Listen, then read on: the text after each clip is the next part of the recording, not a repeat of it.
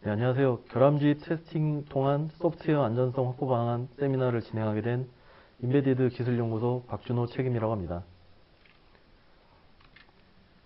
먼저 이번 세미나에서 설명드릴 내용에 대해서 간략하게 설명드리면요. 첫 번째로 결함집 테스팅 및 자동화 솔루션에 대한 간략한 개요에 대해서 설명을 드리고요. 두 번째로 결함집 시험 도구가 도입되면서 많이 궁금하셨던 부분들, 이런 부분들 자료 설명과 함께 시연을 통해서 설명을 진행하도록 하겠습니다.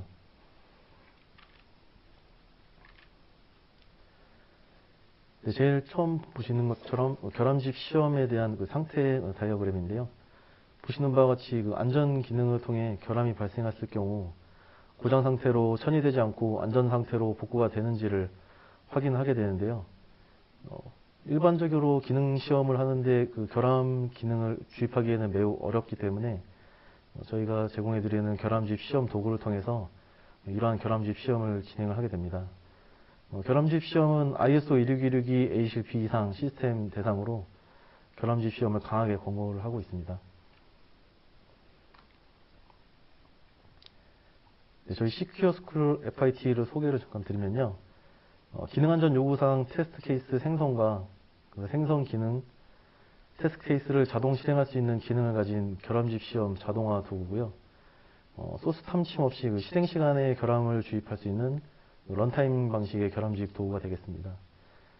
보시는 바와 같이 뭐 IS 2616이나 IEC 61508 등 여러 가지 산업 분야의 기능 안전 표준을 가장 높은 안전 무결성 등급 기능까지 테스트할 수 있는 그 도구 인증을 받은 도구가 되겠습니다.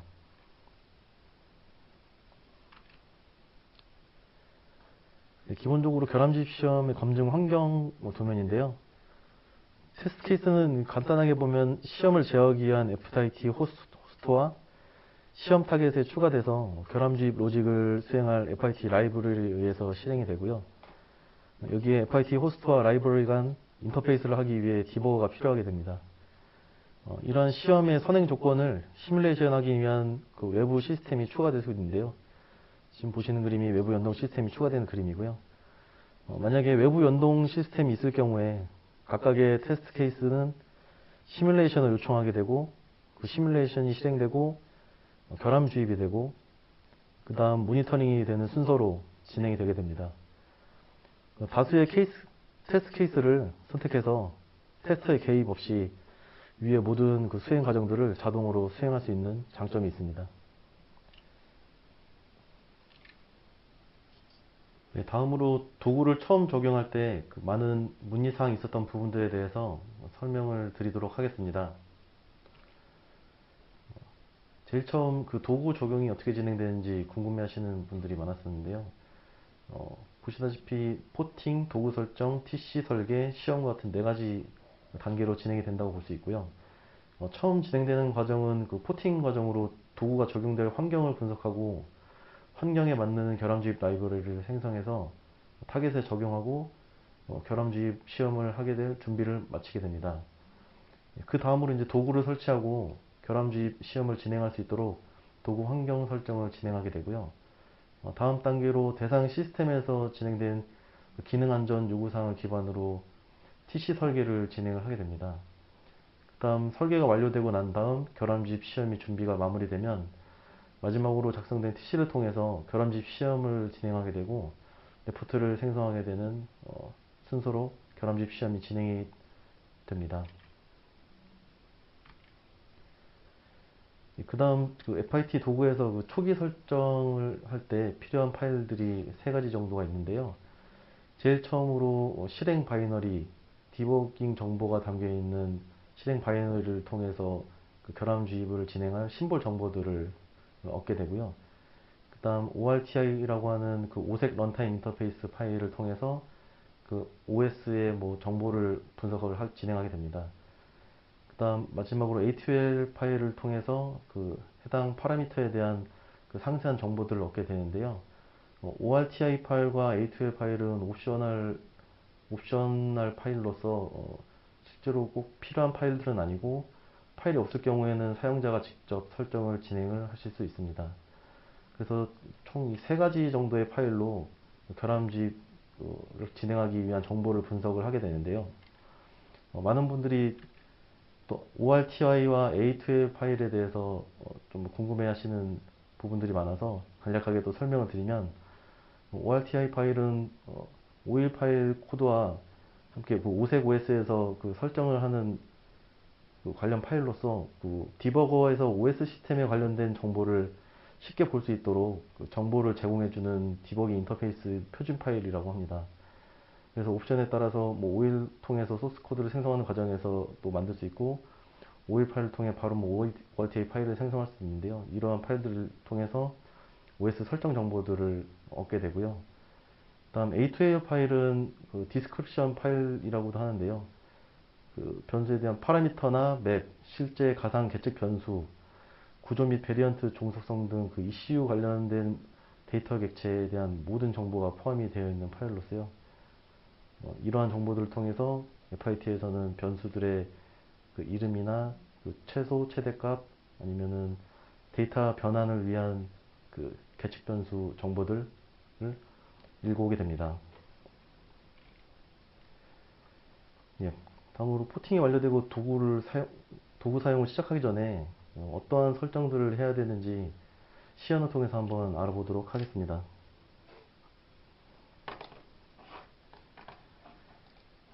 제일 처음 도구를 설치를 마무리하게 되면은 아래와 같이 이제 아무것도 없는 화면이 나오게 되는데요. 제 좌측에 프로젝트 폴더에서 우클릭 하신 다음에 New를 선택하시고 FIT 프로젝트를 선택하신 다음에 프로젝트 이름을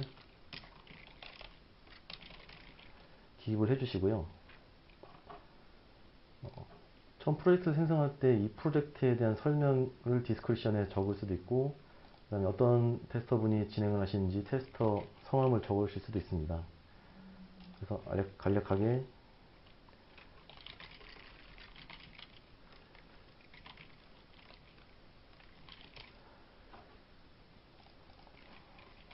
테스트 이름도 적을 수 있고요. 일단 소프트웨어 프로젝트로 진행을 해보도록 하겠습니다. 저희가 준비된 환경은 TC297 보드에 모빌진 OS가 들어간 환경인데요. 이렇게 선택을 하고 나서 그 ELF 파일을 선택을 해주고 ORTI 파일이 저장되어 있는 경로를 설치를 해주시면은, 지정을 해주시면은 분석이 진행되게 되는데요. 지금 분석되는 그 과정이 좀 오래 걸리는 관계로 이 단계는 스킵을 하도록 하겠습니다. 이렇게 해서 처음 그 신규 프로젝트를 생성하고 나게 되면은 아래와 같이 이제 프로젝트가 하나가 생기고 설정을 진행을 해야 되는데요. 제일 처음 윈도우의 프리퍼런스 메뉴로 가시면은 디버거라는 항목이 있는데요. 여기서 이제 저희가 같이 동시에 사용돼야 할 그 트레이스 32의 실행 패스나 트레이스 32의 그 환경 설정 패스, 그 다음에 디버거의 실제 그 프로세스 네임을 통해서 저희가 FIT에서 트레이스 32 그 외부 프로그램을 연동을 컨트롤을 하게 되고요. 보시는 바와 같이 그 트레이스 32가 연동을 하면서 그 제어기의 초기 설정 스크립트를 이런 식으로 실행을 할 수 있게 됩니다. 저희는 미리 세팅된 스크립트를 불러와서 저장을 했고요. 그 다음 설정 값들은 그 결함집 시험이 진행되면서 그 모니터링이 결함집 이후에 몇 초까지 그 대기를 하고 있을지, 결함집 시험이 몇 초 안에 진행이 마무리가 되어야 하는지, 그 다음에 모니터링 데이터 저장을 몇 초 간격으로 진행을 할지에 대해서 설정을 하게 됩니다. 그래서 이런 기본적인 그 프로젝트에 대한 그 도구 설정들을 진행을 할 수가 있고요.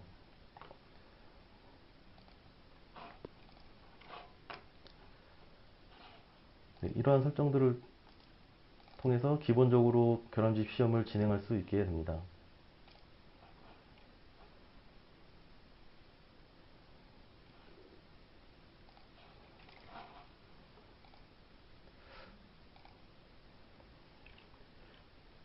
네, 그 다음으로 주요 지원하는 결함 유형에는 어떤 것들이 있는지 많이 궁금해 하시는데요. 보시는 바와 같이 FIT가 지원하는 결함 유형과 유형별 주입 방법들은 보시는 표와 같이 5개의 결함 유형과 18개의 결함 주입 방법으로 정의가 되어 있습니다. 주입할 수 있는 결함 유형은 ISO 26122와 오토사 그룹에서 제공하는 기능 안전 평가 문서 기반으로 작성이 되었고요. 간략하게 결함 주입 유형에 대해서만 설명을 드리면, 첫 번째로는 블로킹 익스큐션이라고 하는, 간단하게 설명드리면 태스크 실행을 차단하는 결함 주입 유형이라고 생각을 하시면 될 것 같습니다. 그 다음 두 번째 유형은 데드락으로 자원들의 경쟁 상태로 만들어서 결함을 발생시키는 결함 유형이고요. 그 다음 세 번째는 incorrect execution time이라고 특정 알람의 실행 주기를 늘리거나 특정 태스크나 함수의 실행 시간을 조정해서 결함을 주입하는 유형이라고 보시면 됩니다. 그 다음 네 번째로는 corruption of content라고 해서 간단하게 말씀드리면 변수값을 오염시키는 건데요. 특정 심볼 데이터 값을 결함 값으로 고정하거나 임의의 주소 메모리 값을 오염시켜서 결함을 주입을 하게 됩니다.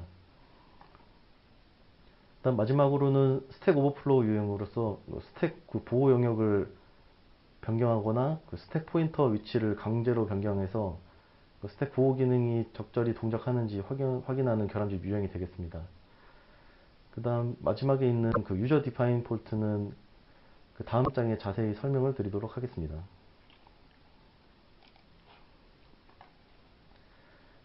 네, 좀 전에 말씀드렸던 사용자 결함 주입인데요.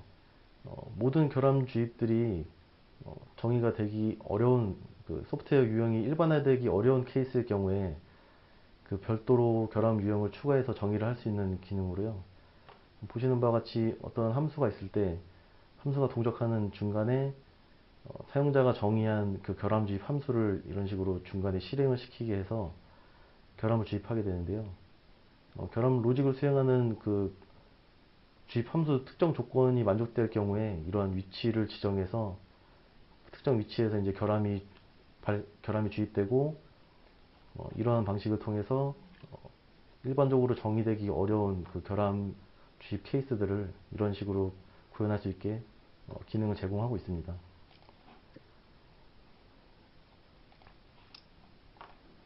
네, 그 다음으로 결함 감지와 복구 확인 설정을 어떻게 하는지 간략하게 설명을 드리도록 하겠습니다.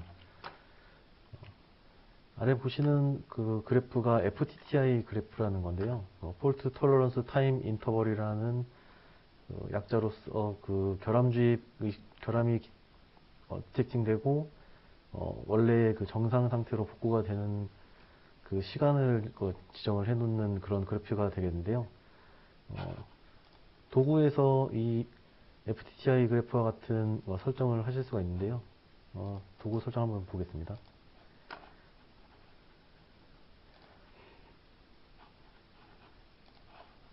먼저 제가 아까 만들어 놓은 결함 상태인데요. 미리 FTTI 그래프와 이제 결함 디텍션 타임, 복구 타임을 설명을 드리려고 미리 세팅을 해놨는데요. 보시면 디텍션 컨디션이라는 이 부분이 FTTI 그래프에서 결함이 발생되고 감지되기 전까지의 시간이 되고요.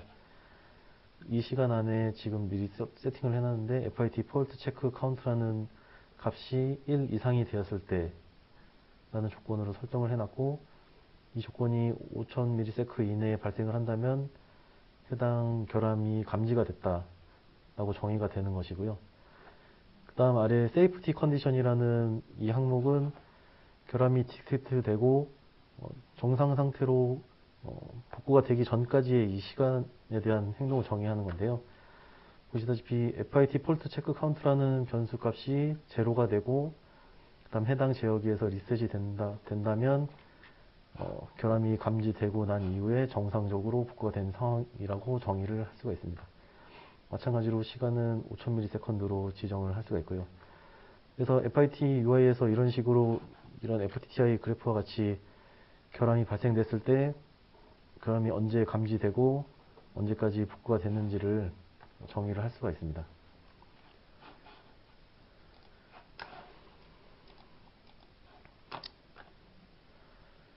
네, 다음으로 기능 안전 요구사항과 테스트 케이스에 대해서 간략히 설명을 드리려고 하는데요.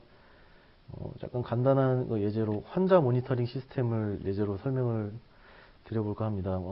환자 모니터링 시스템은 환자가 이제 병상에 누워있을 때 환자의 그 맥박이나 혈압 뭐 이런 상태들을 체크하는 시스템이 되겠고요. 이 시스템에서 그 기능 안전 요구 사항이라는 게 이제 FSR에서 Functional Safety Requirement, 기능 안전 요구 사항이 되겠고요. 그 환자 모니터링 시스템에서의 기능 안전 요구 사항은 뭐 PMS의 알람 같은 경우에는 PMS의 소프트웨어는 환자가 위급한 상태일 경우 알림을 울려야 한다라는 이런 기본적인 기능 안전 요구 사항이 있게 되겠고요. 그다음 뭐 센서 부분 같은 경우에는 어떤 센서의 고장 상태가 발생했을 때 그 고장 상태를 감지를 해서 표시를 해야 된다라는 기본적인 그 기능 안전 요구 사항이 있게 됩니다. 그래서 이런 기본적인 기능 안전 요구 사항에서 점점 이제 안전 분석을 통해서 이 아래와 같은 테스트 케이스가 작성이 되게 되는데요. 지금 두 가지를 적어놨는데 위에 그 알람 예시와 센서 예시 각각 하나의 테스트 케이스를 작성을 한번 해봤고요. 제일 첫 번째로 알람이 지연되거나 멈춤이 방지가 되는지를 확인하는 테스트 케이스가 되겠고요. 결함주입 방법으로는 블로킹 익스큐션이라고 해서 저희가 아까 설명드렸던 태스크 실행을 중단시키는 결함주입을 할 건데, 그 대상은 그 환자가 위험한 상태가 감지되었을 때 알람을 액티베이트 시키는 상태값을 정상적으로 처리하는 그런 태스크를 블로킹을 시킬 거고요. 보시다시피 프리컨디션은 액티베이트 알람 폴스이고 리셋 스테이트가 정상일 때가 프리컨디션이 되겠고, 이제 환자한테 이상이 감지가 되어서 액티베이트 알람이 true가 되는 이러한 상태가 인풋 데이터가 되겠고요. 그래서 예상되는 데이터는 리셋 상태가 0x 01이라는 익스큐션 페일로부터 결함이 감지돼서 복구가 돼서 정상 동작을 하는 케이스가 되겠고요. 그래서 이런 식으로 TC가 째어지게 되었을 때 결함주입 시험을 하고 나면은 이러한 리셋 스테이터스가 0x 01이라는 값으로 체크가 되고, 알람이 정상적으로 LED가 정상적으로 동작하고 알람 사운드가 정상적으로 동작을 하는지를 확인함으로써 이 브로킹 익스큐션 태스크 실행이 중단됐을 때 정상적으로 복구가 되는지 확인을 할 수가 있게 됩니다. 다음 센서도 마찬가지로 센서가 고장이 감지됐을 때 이 고장이 정상적으로 표시가 되는지를 이 결함주입 시험을 통해서 확인하게 되는데요. 센서 상태가 정상일 때는 디스플레이에도 이제 센서 상태가 이제 정상이라고 표시가 되어야 되는데, 센서 인풋 데이터가 폴스일 경우에도 정상적으로 폴스를 나타내는지를 확인하는 이러한 테스트 케이스들이 생성이 되고요. 이 테스트 케이스를 기반으로 FIT 도구에서 이 테스트 케이스의 어떤 데이터들을 읽어들여서 자동으로 결함주입 시험을 진행하게 됩니다. 네, 다음으로 그 결함주입 테스트 케이스 관련 설명들을 드리려고 하는데요. 먼저 프로젝트에서 보시면은 이 익스터널 프로그램이라는 메뉴가 있는데요. 익스터널 프로그램은 결함주입 시험이 진행이 될 때 결함주입 전에 어떤 결함주입에 필요한 그 상황들을 외부 프로그램이나 힐스 에이전트를 통해서 조건을 만들 때 사용하는 이런 기능이 되겠고요. 사용 방법은 외부 프로그램 같은 경우에는 타입을 익스터널 프로그램으로 선택하시고, 예로 저희가 이제 실행 파일을 미리 만들어 놓은 건데요. 이런 익스터널 프로그램 실행 파일을 선택을 하시게 되면 여기에 익스터널 프로그램이 등록이 되고요. 그 다음 이 프롤로그와 에필로그 부분이 있는데요. 프롤로그 부분은 결함이 주입되기 전에 결함 시험 환경을 이 외부 프로그램을 통해서 결함 주입 시험 환경을 미리 지정을 하게 되는, 환경을 조성하게 되는 그런 부분이 되겠고요. 미리 등록한 익스터널 프로그램을 통해서 만약에 파라미터가 필요한 부분이 있으면 이 부분에 뭐 기입을 해주시면 되고요. 그 다음 외부 프로그램이 동작했을 때 동작이 1000ms 내에 동작이 되지 않는다면 이거는 에러를 처리하게 됩니다. 그래서 이런 식으로 프롤로그를 지정을 해서 외부 프로그램을 결함주입 시험하기 전에 미리 실행을 할 수 있도록 설정을 하실 수 있고요. 에필로그도 마찬가지로 미리 등록된 프로그램을 통해서 뭐 파라미터를 기입할 수도 있고요. 마찬가지로 외부 프로그램이 실행이 정상적으로 됐는지 확인하는 타임아웃 시간도 가지게 됩니다. 그래서 이런 식으로 등록하게 되면은 결함주입 시험하기 전에 이 EXT 프로그램이라는 프로그램 불리면서 결함주입 시험 조건을 만족시키게 되고요. 그다음 결함주입 시험이 종료되고 났을 때는 이 에필로그에 정의된 동작이 실행되면서 결함주입 이후에 어떤 동작들을 하게 됩니다. 그래서 외부 프로그램 외에도 뭐 힐스 에이전트를 등록을 시켜서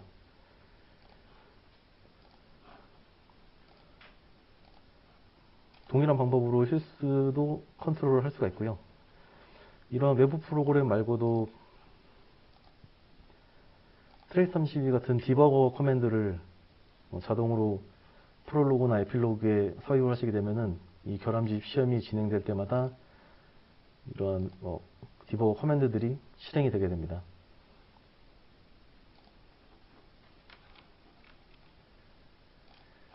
그 다음으로 아까 설명드렸던 사용자 결함주입인데요. 사용자 결함주입은 이 해당 화면에서 먼저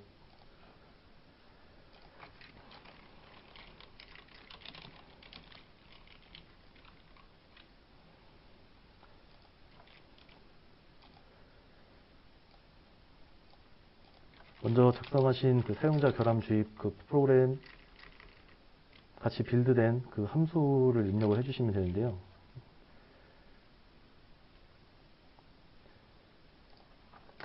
이런 식으로 만약에 이 fit 언더바 프린트 데이터라는 함수가 그 새로운 그 결함주입 사용자의 유형으로 미리 빌드를 해 놓으신 함수라면 이런 식으로 지정을 하시고 파라미터 타입에는 value와 어드레스 두 가지가 있는데요.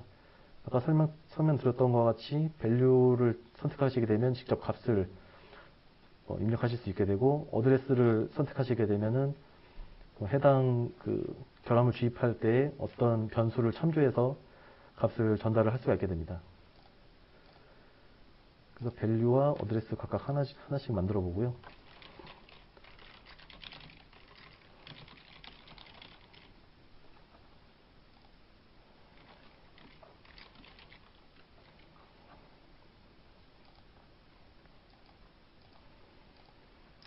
이렇게 해서 사용자 결함을 지정할 함수들을 지정을 해주고요.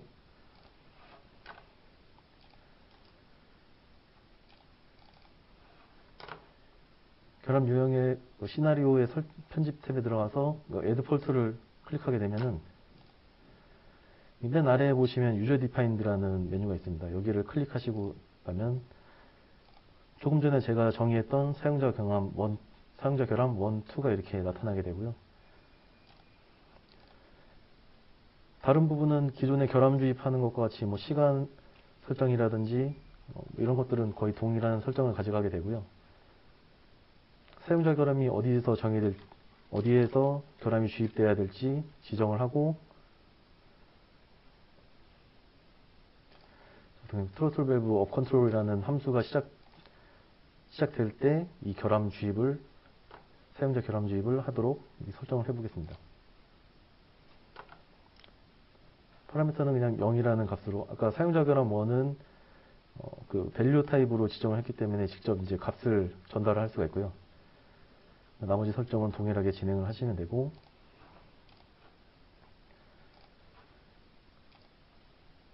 그 다음 사용자 결함 2 같은 경우에는 어드레스 형태로 사용자 결함을 지정했기 때문에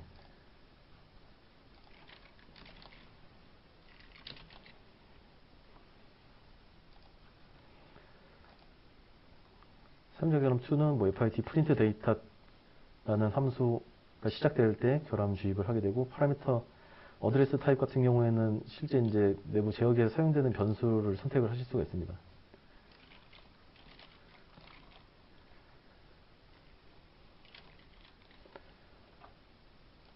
결함 주입하면서 사용할 변수는 뭐 fit speed value라는 변수를 사용할 거고요.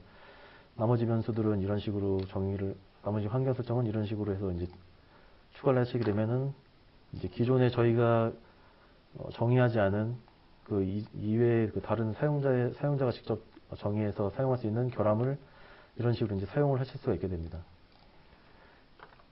그리고 또 보시면은 결함 지금 세 가지가 정의가 되어 있는데요. FIT에서는 그 여러 가지 결함을 한 시나리오에서 동시에 실행할 수 있도록 다양한 결함 주입 시나리오를 추가를 할 수가 있고요. 물론 여기에서도 마찬가지로 그 결함이 주입되는 사이사이에 뭐 외부 프로그램이나 실스 에이전트, 디버거 커맨드들을 또 그 결함 유형이 주입되는 그 사이사이에도 이런 외부 프로그램이나 에이전트, 디버거 커맨드를 실행을 할 수가 있습니다.